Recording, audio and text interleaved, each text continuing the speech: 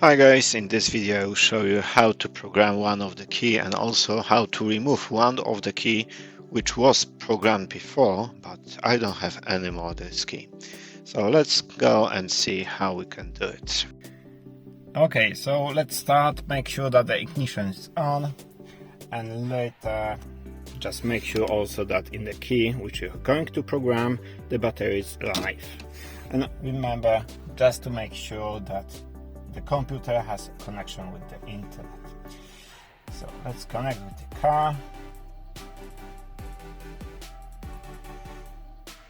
Yes, recognize my car, and so connect straight away.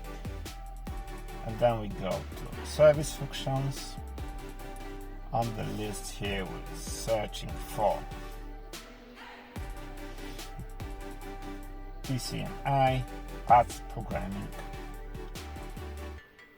Yes. Please read carefully all this warning. Pressing OK. And then that's requirements. So internet connection is necessary. Adapter must be fully FORScan compliant.